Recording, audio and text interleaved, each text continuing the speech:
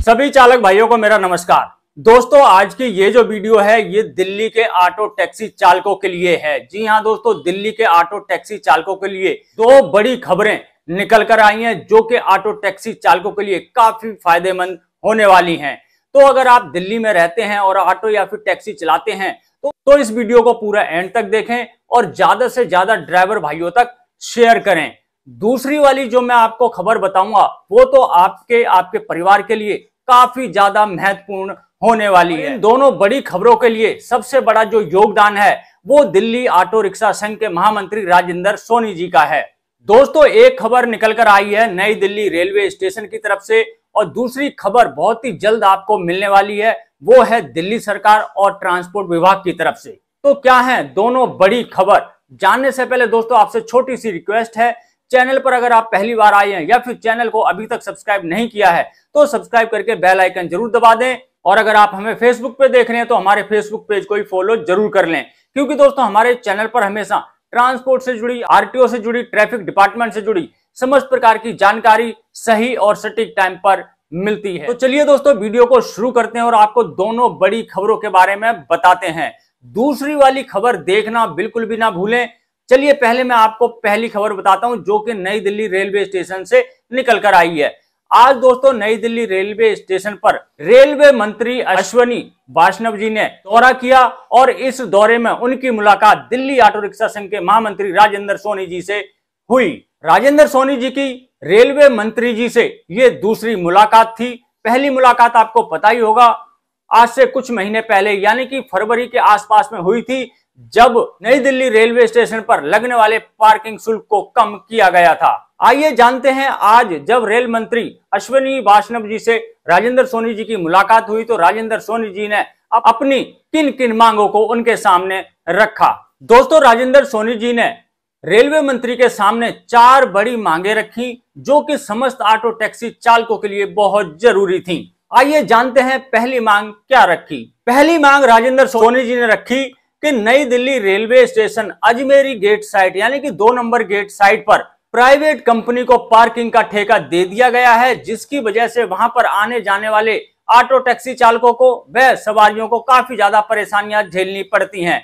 उन्होंने बताया कि जो पार्किंग का ठेका जिसको मिला है वो कंपनी मालिक प्रीपेड बूथ के आसपास ऑटो टैक्सी चालकों को खड़ा करने में परेशान करते हैं। प्राइवेट ठेकेदारों ने Nai Delhi railway station Ajmeri gate side पर चारों तरफ बैरियर लगा रखे हैं, जिससे कि ऑटो टैक्सी चालकों को आने जाने में काफी ज्यादा दिक्कतों का सामना झेलना पड़ता है। और दोस्तों दूसरी मांग राजेंद्र सोनी जी ने ये रखी कि ऑटो टैक्सी चालकों को नई दिल्ली रेलवे स्टेशन पर एक स्थायी ऑटो टैक्सी स्टैंड दिया जाए और ऑटो टैक्सी चालकों के लिए नई दिल्ली रेलवे स्टेशन पर अलग से एक लेन दी जाए। और उन्होंने कहा कि अभी जहां पर प्रीपेड बूथ बना हुआ है वो चारों तरफ से पेड़ों से ढका हुआ है, जिससे कि नई दिल्ली रेलवे स्टेशन पर आने जाने वाली सवारियों को प्रीपेड बूथ दिखाई नहीं देता है और ऑटो टैक्सी चालक वहां पर बैठे रहते हैं। इससे सवारियों को भी परेशानी होती है, साथ ही साथ ऑटो टैक्सी चालकों तक सवारी नहीं पहुंच पाती है। उन्होंने रेलवे मंत्री जी से कहा कि यहाँ का जो प्रीपेड बूथ है ऐसी जगह शिफ्ट किया जाए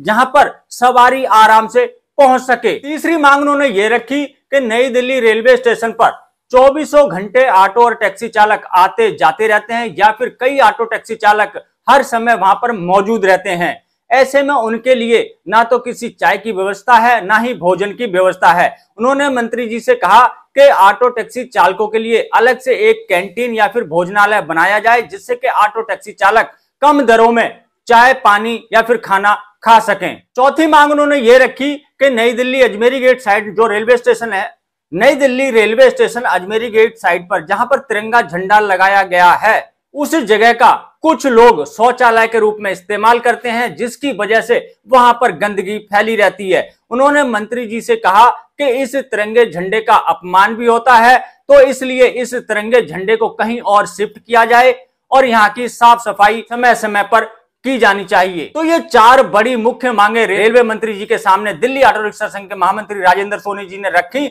और रेलवे मंत्री जी ने तुरंत वहां के अधिकारियों को आदेश दिया कि जो भी समस्याएं राजेंद्र सोनी जी ने बताई हैं उन पर संज्ञान लेकर जल्द से जल्द कार्य शुरू किया जाए।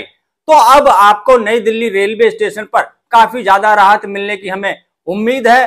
चलिए दोस्तों, अब मैं आपको दूसरी बड़ी खबर के बारे में बताता हूं। दोस्तों, राजेंद्र सोनी जी ने आज से 3 महीने पहले एक ट्रांसपोर्ट कमिश्नर साहब को लेटर लिखा था।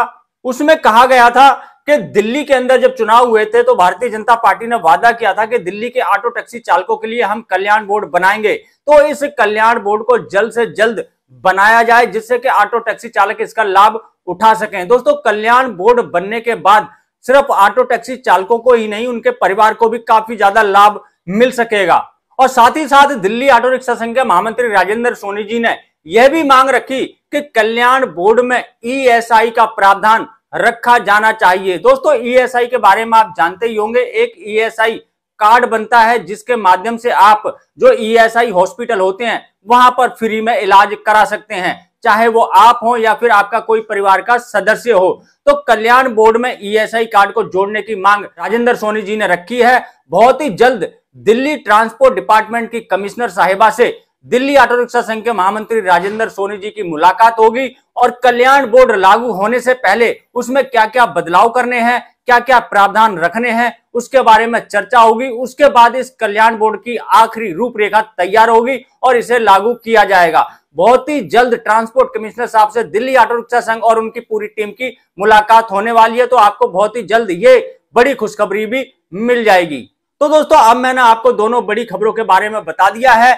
आशा करता हूं आपको ये वीडियो अच्छी लगी होगी। अगर अच्छी लगी हो तो लाइक कर देना, ज्यादा से ज्यादा ड्राइवर भाइयों तक शेयर कर देना।